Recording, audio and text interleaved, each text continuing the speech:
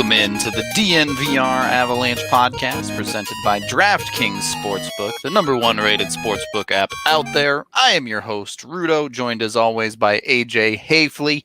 We are here today to talk about the defensive free agents, potential trade targets, might get into a little bit of goaltending as well. We'll see where this show takes us. Following up on yesterday's show, talking about the forward targets for the Avs this offseason. The defensive class in general is a little bit smaller, in my opinion. Certainly, I think a lot smaller for ones that could potentially fit with the Colorado Avalanche, what they need and what their game plan is. And, you know, part of that is there's only 6 defensemen on a team, right? So you got to work with a smaller pool. Well, and like what we talked about yesterday with the forwards is that they're in a specific place right now where they're not just like, oh, we need anybody. You know, like they're not bad anymore. So they can't just look at the market and say, there's 4 guys out there that we could bring in and that they would all make us better. Right. You know, Colorado's not in that position anymore. So they aren't, you know, like I mean, you're saying, oh, the defensive free agent group is smaller than the forwards. It's saying something because our forward list yesterday was 4 real considerations. Yeah. Yeah, was like at most 6 names long. Yep. So it was, you know, it's not, we're not exactly like advocating that the Avs go ham in free agency here, that when that thing opens, we're, you know, it's going to be fun because you and I can just make popcorn and watch what happens around the league that day. We're not expecting a lot. Overpay a bunch of defensemen. Yeah. I mean, who of course always get overpaid. You know, not everybody can get a Jonas Brodin sweetheart deal. Yeah, what a deal for Minnesota there, by the way. I'm good for them. They need something positive in their life. I mean, I'm like, it's fun to watch Detroit be terrible. Like, I'm enjoying it, but they're going to be good again someday, and I hope the Avs get them in the Cup Finals. You know, like the best part of a rivalry is when they're actually good and you guys like hate each other and you trade blows. It's not very much fun. You know, we've seen it for a decade. It's not very much fun. The Broncos beat the Raiders twice every year, and you're just kind of like, this isn't really a rivalry because one team just wins. Yeah, and where it's like CU CSU football. You know, like people get really amped up for it, and then the predictable happens, and you're like, okay, all right, now we don't have to hear about college football in Colorado for another year. So, you know, this is I forgot how this all tied in, but point is that the defensive market doesn't offer a whole lot of options. It does not. Before we do jump in, Nathan MacKinnon won the Lady Byng, obviously, last Friday after our show.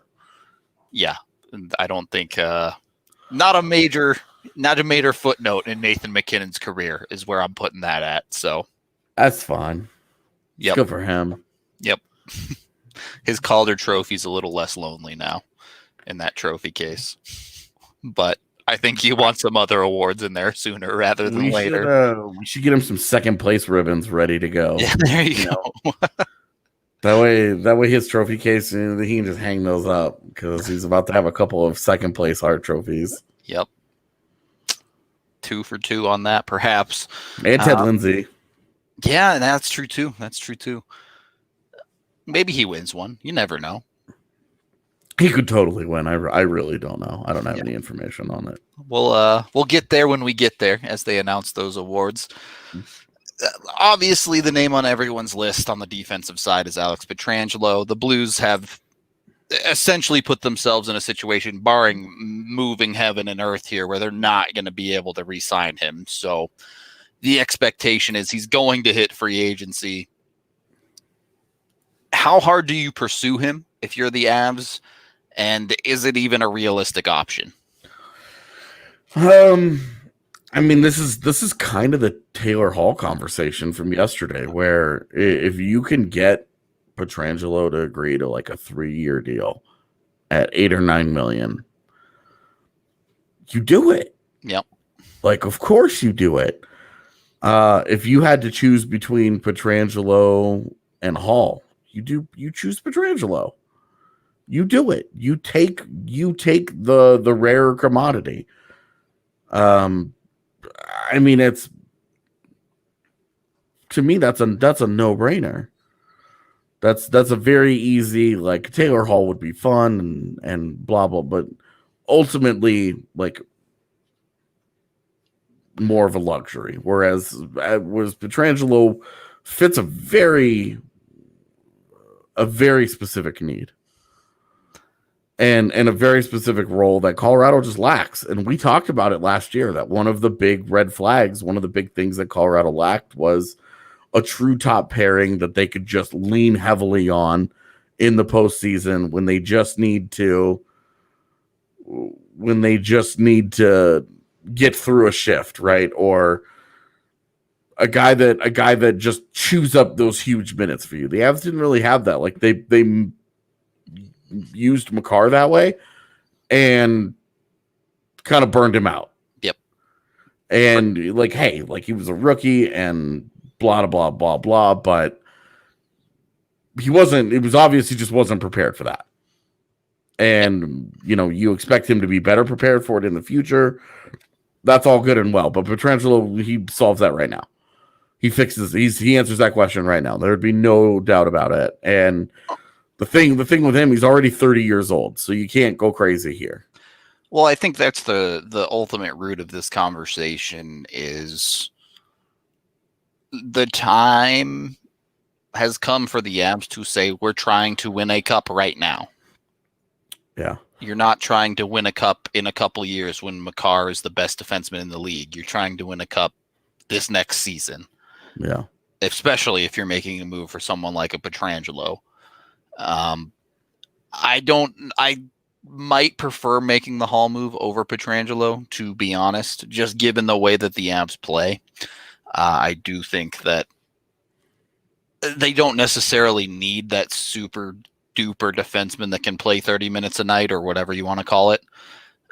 They can play a heavy possession game and get away with rotating their defensemen to a certain extent, but that isn't to say you don't go for Pietrangelo if the option's on the table. I mean, there are a select few players in this free agent class that it doesn't matter who you have on your team, they make you better, and Pietrangelo is one of those.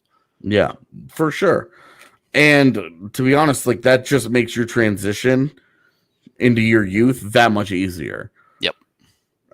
Because while you would need to move out somebody, especially if you wanted to get into the kids, you would need to move a body or two. But with a guy like that, and with Makar and Gerard really still on their ascension here, yep. It's not like they're complete players yet. They're both 21. Well, Gerard's 22 now, but yeah. So you're talking, you're going to get into this. You're going to have staggered timelines here, and I just think with Pietrangelo, he just makes everything easier for you. And unfortunately for the Avs, like, there's no incentive whatsoever for him to take a short-term deal. Somebody's going to offer him the goods. Yep. I think it'll be St. Louis. I think they'll continue to work and carve out cap space. So? Man, they got a lot of work to do, man. They've already, giving up Jake Allen for free. It helps. It got them halfway to the $9 million. So, they have to sign Vince Dunn too, though. I know, I know, but like, you buy out Alex Steen, you find somebody to take on Tyler Bozak's contract. Like, there are things that they can do, to continue to get there, and you just don't let Alex Pietrangelo walk. You just don't do that. Yeah, that's definitely a fair point. So I would be surprised if he honestly hit market. Like, St. Louis has so much work to do. to get there. But I'm of the opinion that they'll do it. Getting some questions about it in the chat. Let's say the Avs are targeting a Pietrangelo. Who's on the block? Obviously, Zadorov has been talked about, I think, regardless of whether the Avs bring in a D or not. Yeah, for sure. Is there anyone else on that list? I see some mention of EJ in the chat. I doubt it. Cole and Graves seem to be the next two guys on the list for the most part. You're lying to yourself if you think that there isn't a team out there that would take an Ian Cole or a Ryan Graves in a trade right now. It's just that what would the value be to Colorado? Like, you're probably getting a 3rd round pick. Yeah. And for a team that's trying to win a Stanley Cup right now, there's not much value in it. Yeah, like, let's be honest here. Like, getting an extra 3rd round pick is like, yeah, that's nice. And literally in 5 years, that might be something that works out for you. But it's meh. Yeah, definitely. So, like, not high value. If you could, because if depending on what the numbers and all that look like they could afford it for a year for a guy like Cole, who's got a year left. Totally. That, with Graves and Zadorov, you're talking about RFA years and more complex situation. A little more complicated, but that's why they would have a little more value as well, is because the team can get them for a little bit more term security. Yeah, a little cheaper. So, so the whole the EJ thing, he's got to waive his thing for he has to be auto protected in the expansion draft right now. So, I just don't think that he's going anywhere. The organization loves that guy.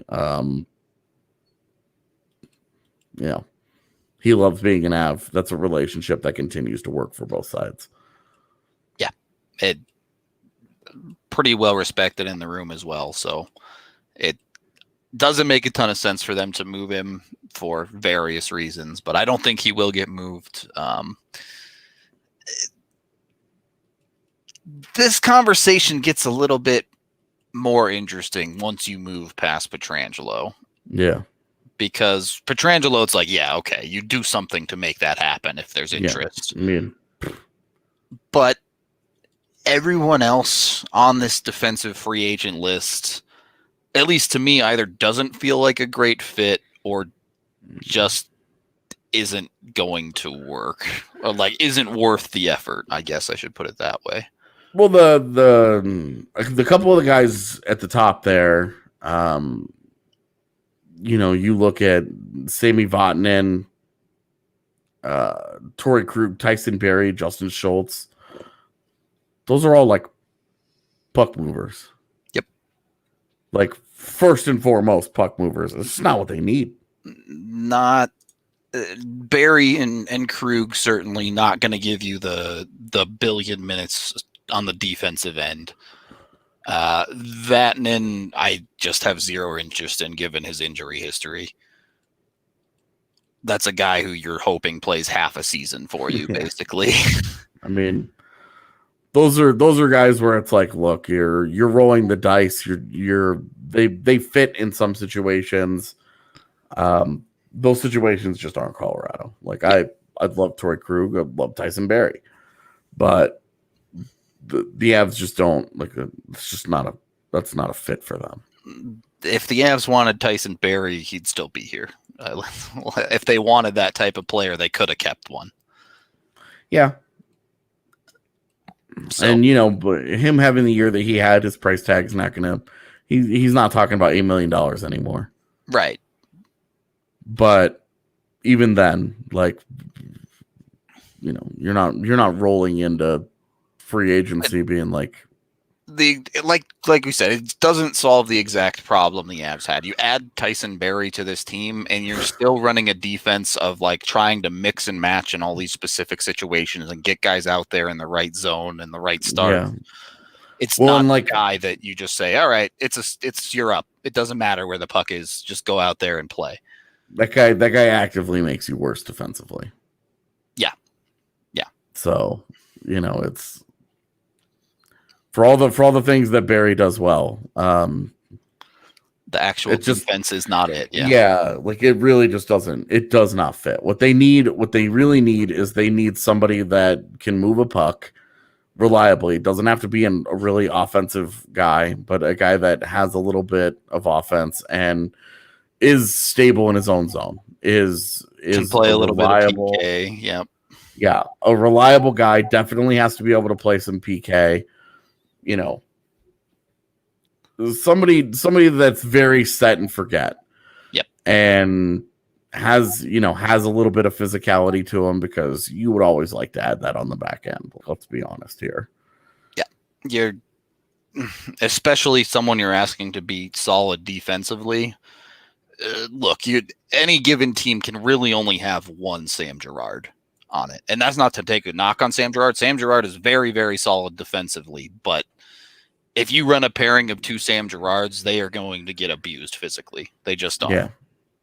Yeah. I mean, Jonas Brodin honestly is like, that's basically the guy they need. Before this morning, AJ's plan was to talk about Brodin as a trade target for the Avs. So yeah. Well, and then they signed him, and it was like, well, Matt Dumba's not really what they need either. Nope. So, well, we can talk a little bit more. Some guys that potentially are a little bit more solid on the defensive side in the second period. But first, we got to take our break and acknowledge Breckenridge Brewery, the official beer of DNVR, with 8 of them on tap down at the DNVR bar. You can go down there and get yourself a couple drinks. I believe it's the Nuggets watch party, Game 7 tonight. So the place will probably be popping off. It's sold out for that.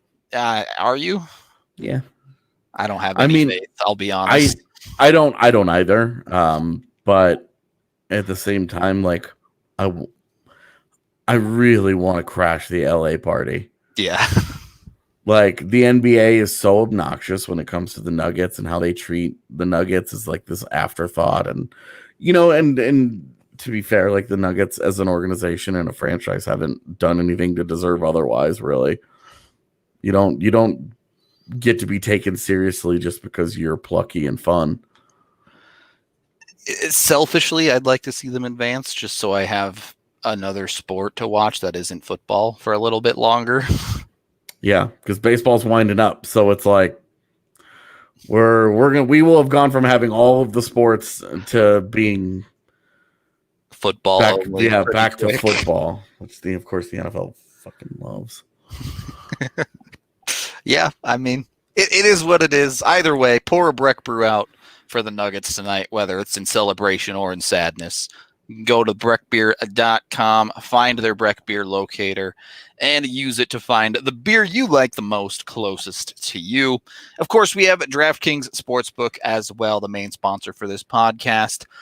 Obviously, Broncos came up a little bit short in week 1, but it was nice to see another sport back out there on the field playing official games, and DraftKings keeps things rolling with amazing odds boosts, especially when it comes to football. All new users have the chance to turn $1 into $100 when they bet on any team.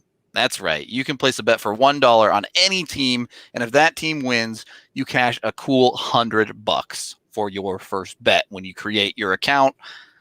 Just give it a shot. It's $1. You might as well give it a try to turn it into $100. So go to DraftKings Sportsbook and download the app today, or use it right on your PC, whatever works for you. They're safe, reliable, and secure, making it easy for you to deposit and withdraw your money at your convenience. Download the top-rated DraftKings Sportsbook app now and use promo code DNVR when you sign up to get that offer of $1 bet for $100 in winnings. Again, promo code DNVR when you sign up for a limited time only at DraftKings Sportsbook. Must be 21 or older. Colorado only. Eligibility restrictions apply. See DraftKings.com/sportsbook for details. Gambling problem? Call 1-800-522-4700. Second period of the DNVR Avalanche Podcast, presented by DraftKings Sportsbook. AJ, we're starting to drift into the category of guys that I don't know how much better they would actually make the Avalanche. But you're talking about a guy like a Justin Schultz, a TJ Brody, a Chris Tanev. So these are the guys you have to be really careful with. Yeah. Because, like, Justin Schultz had a terrible year in Pittsburgh. TJ Brody had a down year in Calgary. And Chris Tanev's year gets boosted because of the run Vancouver made.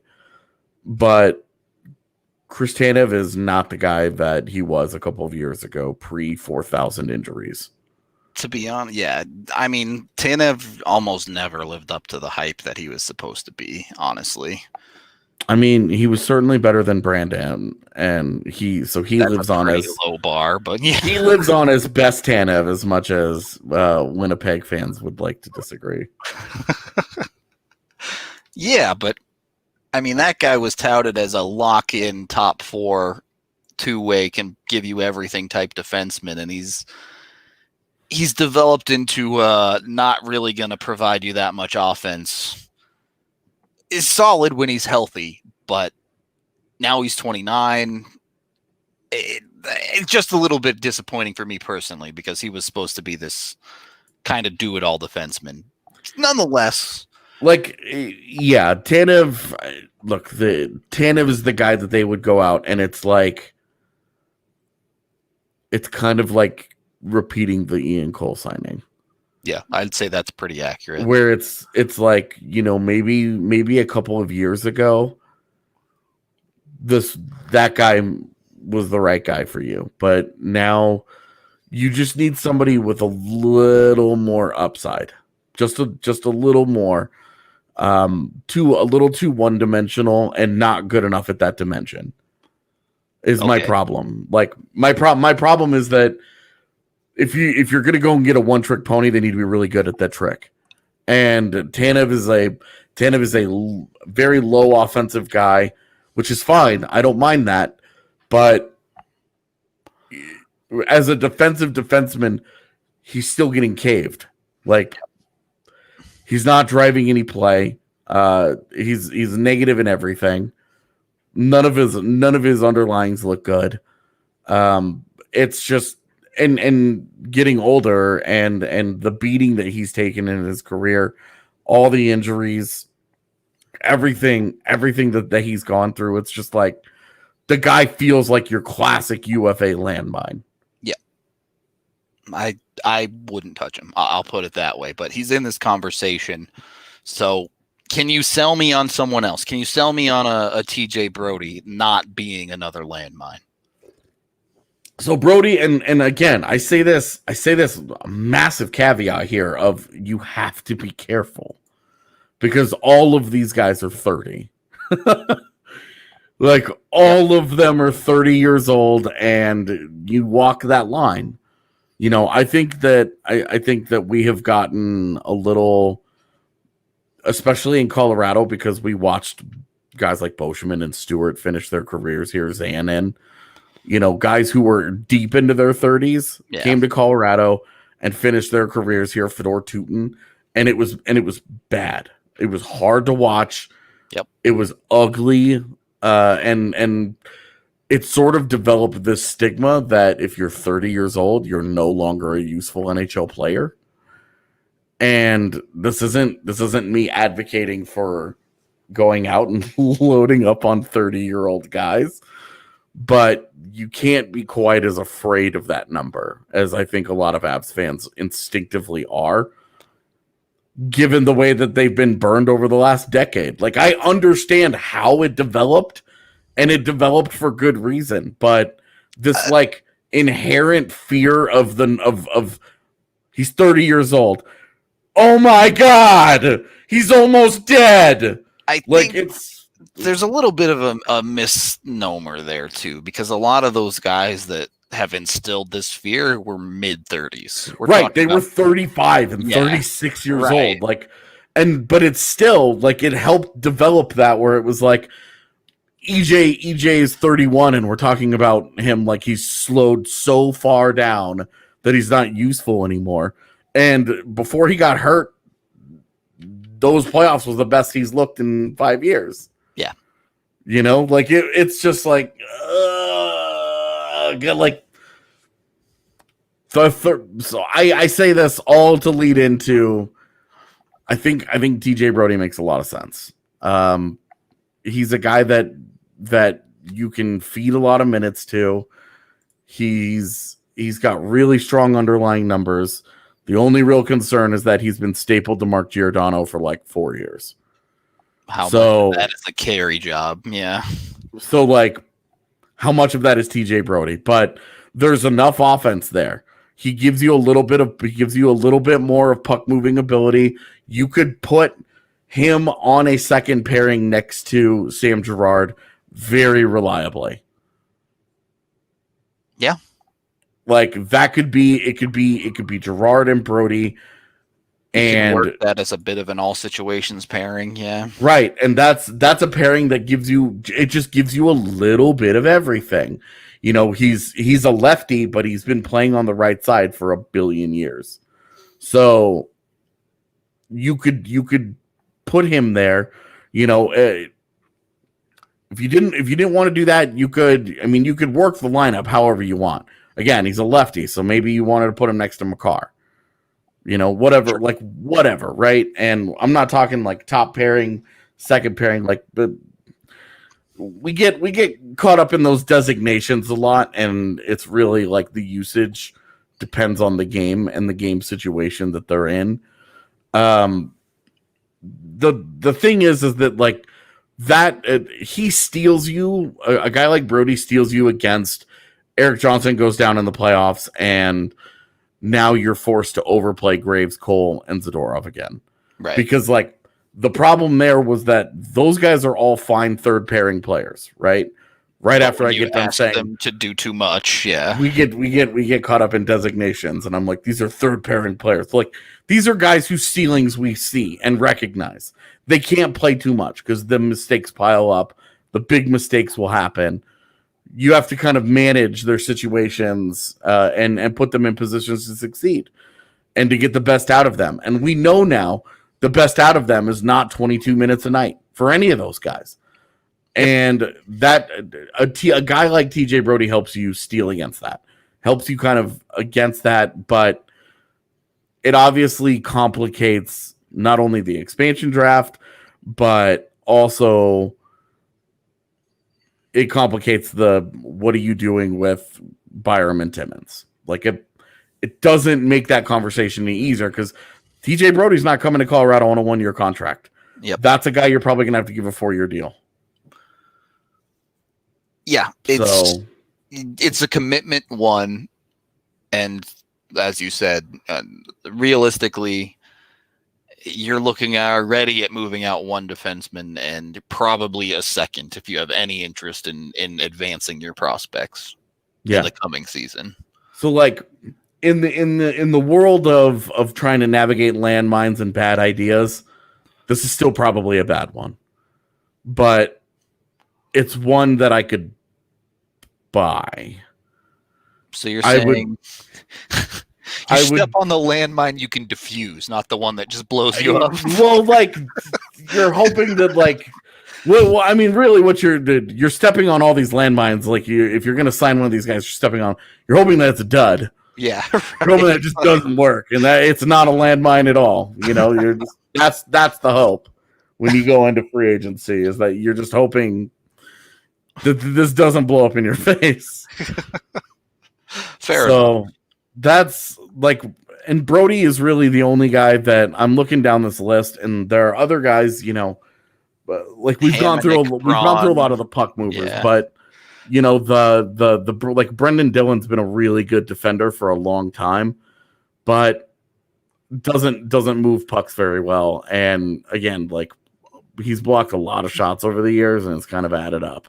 You know, Radko Gudas might be able to bring a little bit of that nastiness that they could use back there, especially if they trade Zadorov. Cannot move a puck though. But that's a lateral move, exactly. Yeah. Justin Braun, same kind of conversation. So you're really looking at these, and you're like, look, the Avs don't need to be in this market for any of these guys. They're fine. You know, I am curious if they revisit Kevin Shattenkirk, knowing that he bounced back the way that he did this year for Tampa Bay, and that they aggressively pursued him the last time he was in free agency. Now they were in a different position, of course, but that was still when they had Eric Johnson and Tyson Barrie. I mean, it's an interesting conversation specifically because you see that bounce back in Tampa Bay, which not directly, but stylistically is a team that the Avs have modeled themselves similarly to. Yeah. So maybe there's some parallels there where you can get something similar out of Shattenkirk as a team. Look, Tampa Bay is the best team in the league right now, in my opinion, but the Avs aren't that far behind. If a good team around him can get 35 points, 40 points out of a Kevin Shattenkirk, we know he's a good puck mover. The defense is starting to decline with his age a little bit. It was never high end either, but it's also not Tyson Barrie levels. Right. That would be another one where it's like, look, they've just coveted this guy forever. Yep. They obviously loved him. They drafted him. They really didn't want to trade him, but they kind of felt, I mean, it was Eric Johnson. And then when he hit free agency, they went hard after him. And his New York tenure was a total disaster. Yep. And he's back to being the guy that he was before that in Tampa. So, again, not something that I'm advocating. Similarly, you look at a guy like Zach Bogosian. If you're looking for, kind of that defender where all of a sudden he looks better than he ever has in his entire career. And you wonder, has playing on a good team with good players around him brought out something in his game? Or is this just a guy that's having a good playoff and will immediately return to earth next season? Like, I'd be a little bit more concerned with the lack of track record with Bogosian. Yeah, like these are all situations where I don't think we have to have this conversation realistically. I do wonder, you get deeper into this list, and I do wonder about a guy like Eric Gustafson coming out of Calgary. Like, somebody's gonna give that guy. Somebody's going to give that guy money. Yeah, I don't think we have to worry too much about that in Colorado, but I wonder very much where in the Central Division he ends up. But you never know. Gustafson and Landeskog are best friends, so there's connections there. Right. Like, you just never know. Like other depth guys, like, I don't expect Dylan DeMello gets out of Winnipeg. I don't think so. Who's the guy that's leaving Ottawa that everybody's really upset about? I wouldn't know offhand. I can look it up. Let's see. I can picture him. He's the toothy smile and the bald, and he did that really awkward interview with the owner. Oh, Borowiecki, whatever. That's not how you say Borowiecki. it. Yeah. So he's going to be in free agency, but again, like, these are all like low end options where it's like, these are maybe like your Kevin Connaughton replacements type guys.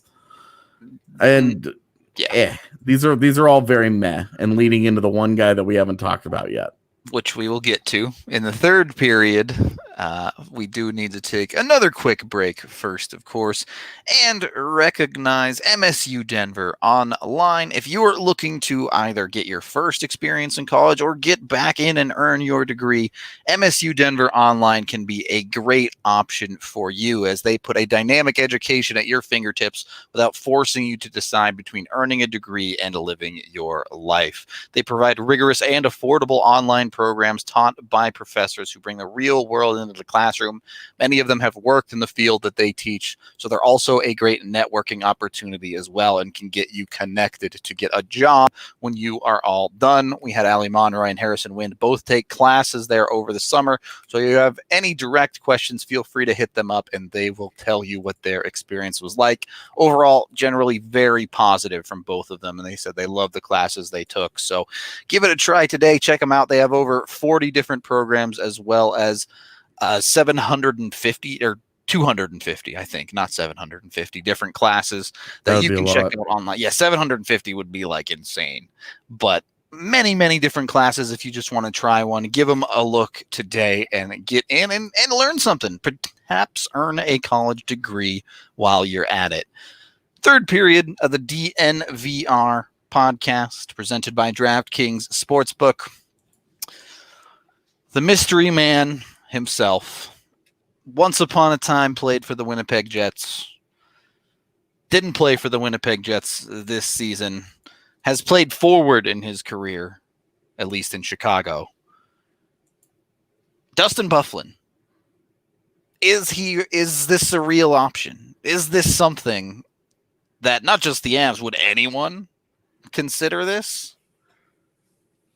If he wants to play, there's going to be a market. And at 35 years old, you don't have to make a big commitment here. Yeah. This is a guy. Man. I would say the majority of his market's going to be 1 year, and the desperate teams might offer 2. Yeah. I would offer 2. I'll tell you that right now. There's no way in hell I would offer 2. I would 100%. I would offer 1. And if he has anything left in the tank, hell to the yeah. If he doesn't, this is the same conversation that we had about Val Nichushkin a year ago. And this is me learning and growing as a person, because as much as I couldn't stand the Nichushkin thing, like, I would be all about the Byfuglien. If he wants it, and if he wants to be in the game, he's going to have an opportunity. If he has anything left in the tank, he can help you. He can absolutely help Colorado in a myriad of ways. If he doesn't have anything left in the tank, then that's okay. You either sit him for the year, you know, if somebody wants to trade for him, or you terminate the deal and it never really happens and it costs you nothing. I think that's the big sell point here, is if it works out, you've made your team better. If it doesn't work out with the Dustin Byfuglien, that's a guy you have no problem running as your 7th or 8th D, and you can give time to Byram and Timmins. Yeah. So. Yeah. And I mean, like, you talk about physicality. Definitely brings that.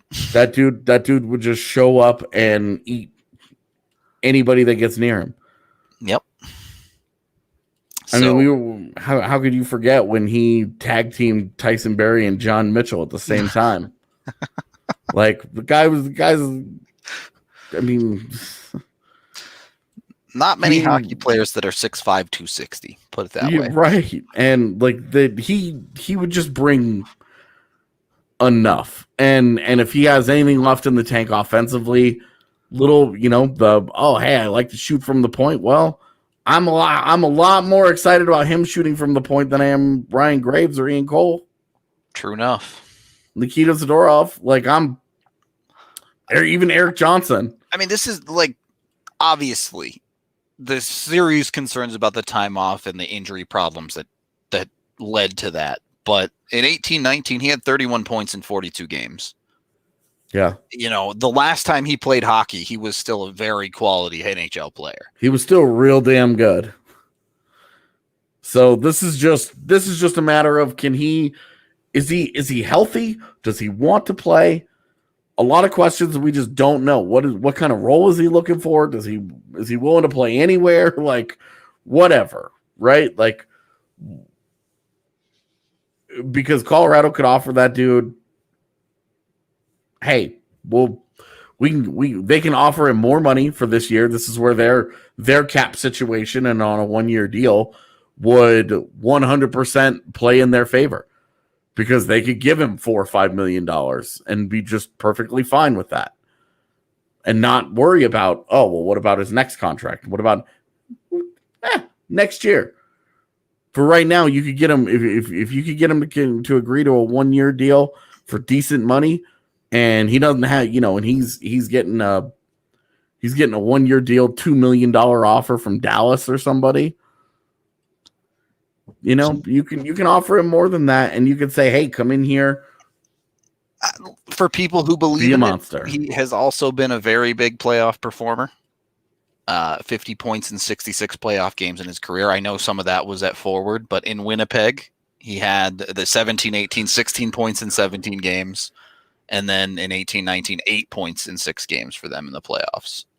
So arguably his best point per game, certainly his best. Yeah. Came in Winnipeg. Yep. So for me, again, this is like with Pietrangelo. If he wants it and it makes sense, they can find a contract that makes sense. This is an easy yes. So he's kind of the wild card X factor of the defensive free agent class. Like, part of me is kind of like, could you just imagine a Zadorov Bufflin third pairing? I mean, there's no way it happens, but man, that blue line would never get crossed. Like, it would just be like, and like, we're obviously thinking about like Dustin Bufflin is like the good Dustin right. Bufflin. If he's bad, he's bad, and he sits on your bench the whole season unless you can move him. Like, yeah, or you give him his $4 million. But that's that's the take here, right? If you're getting one of these non-established guys, you're betting on upside as the Avs. Yeah.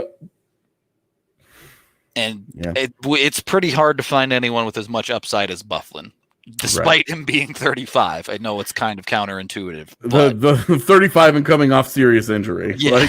Like, it's just like, realistically though, come on. You're talking about this, or are you gonna go chase Andy Walensky or Luka Spezza or Carson Soucy or Dalton Prout? Or you want to see what happens with Dustin Bufflin? Like, come on. Pretty easy decision. Let's just be real here. Like, yeah, there's no. It just doesn't hurt you if you take the chance that it doesn't work. It just doesn't. Yep. As long as you keep to the 1-year deal, there's not a team effect downside. There's a marginal financial downside that's pretty irrelevant, at least when it comes to the cap. Yeah. But I mean, and we don't care. It's not our money. Right, exactly.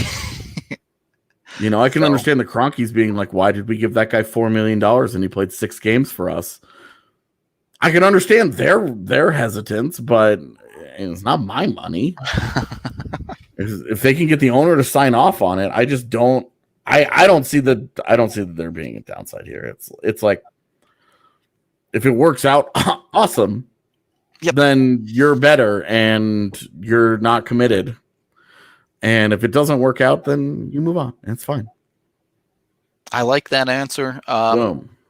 Quickly, I know we already touched on it a little bit, but it's hard to find a trade partner. If we're looking at moving towards a defenseman in a different regard for the Avs, one, quality defensemen in this league that are tied up come at an extreme premium of price. Right. And when you have Byram and Timmins sitting there paying, like, you're going to have to give one of those guys up to get somebody. Right. So it's, when you and I were looking around the league, like, are there any good ones? Like, the list is very limited. Yep.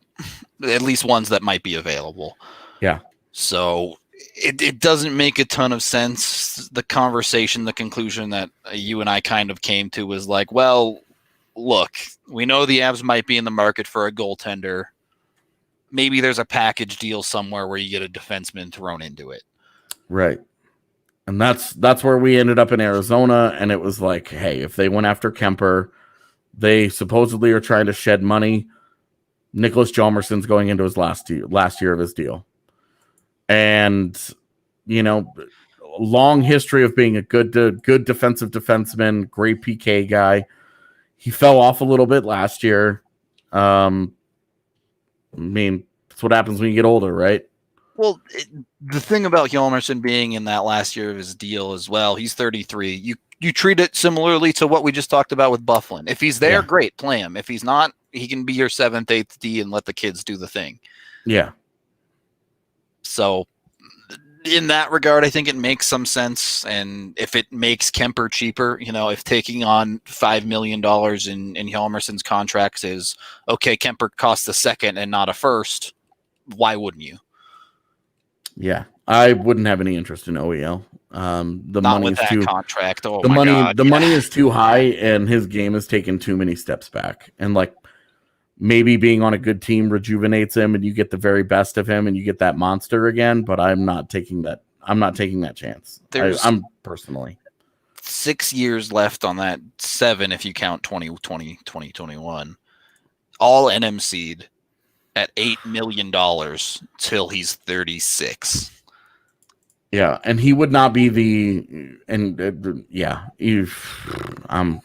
good. I'm sorry. Yep. I wouldn't touch it either.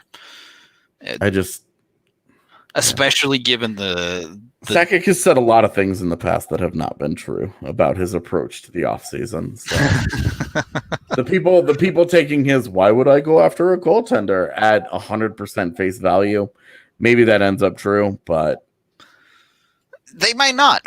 They also just played a second round series where their backup had an .850 save percentage. So, my God, yeah, it is what it is. You know, you can't. What you say and what you see sometimes don't line up. And Sakic doesn't give a whole lot away. Yep, he's always played like most GMs. Like he's not coming out there being like, "All right, so guys, here's our offseason plan. Step by step, this is how we're going to approach everything, and this is what's up." Yeah, I called up Fleury's agent. I said, it'd be hilarious if you posted this picture of a sword through him with DeBoer written on it. Let's sow the seed of dissent, right in the middle of the playoffs. So, yeah, no. Hjalmarsson was like one of the, and like it would have to be not very expensive because again, he's 33. He's coming off a down year. He's in the final year of his deal. Right. We'll take your cap if you want to make Kemper cheap for us, is what the Avs are saying with a deal like that. Yeah. Beyond that, there's not a whole lot. Like if Anaheim is opening up its doors and they were willing to move a guy, you could call about Josh Manson. The price is probably going to be a little steeper than you like. Yeah. And you're taking the chance on a guy again coming off of a down year where you're like, I don't know about this. So there weren't a lot of trade candidates that we really liked where it was like this guy fits and makes them better. It's just so hard to get value acquiring a defenseman in a trade. Yeah. So I don't know how realistic that is for the Avs, especially given that they don't have a second round and pick in this upcoming draft. Definitely. And you don't want to give up too many futures for things because if you give up next year's second, then you're already rolling downhill. Then you get to the deadline and it's like, okay, well then are you giving up the second in that? And yeah, all of a sudden your cupboards start looking bare real quick. Right. And you just get into that. You get into that cycle that a team like Pittsburgh has been in where they just keep giving up those picks and just trying to tread water. Yep. Right. And you're like, oh, well, and you're having the conversation of, well, okay, well, how much does this pick really help us? And then again, when we were talking about the third round pick, oh, well, in the next 5 years, maybe that guy helps us. But then 5 years go by and you haven't made a second round pick. And you're like, well, this is when that guy would have started to help you. And you just keep doing the same thing over and over and over. And you can't get on that treadmill at a defensive position where beyond Timmins and Byram, the Avs defensive prospect pool is relatively thin. Yeah. And giving up picks in next year's draft just means you're giving up a defensive prospect because it's a super D class. Yep. Straight up. So I guess we're wrapping up for the day. We'll probably touch a little bit more on goaltenders tomorrow. I don't know if we'll do a full show on it, but we'll have some of those conversations. AJ, any final thoughts on skaters into free agency and trades this offseason? Be super duper careful. Free agency is scary. Free agency is where cup dreams go to die because you make the big mistake. Yep. Don't swing for the fences and end up striking out. Yeah, you've got to be right. You've got to get it right. You gotta get it right. That is a great place to end the show. We're going to get out of here for the day. Thank you, everyone, for watching, listening, however you consume the podcast. Saw a couple new faces in the live chat. Appreciate y'all. Be sure to give the YouTube channel a like and subscribe. It helps us out a ton over there. If you're not watching on YouTube, highly recommend it. It's the best way to watch the podcast, especially live. So jump on over there if you haven't. Other than that, we are out of here for the day, and you know the drill. 5 days a week. We will talk to you guys tomorrow.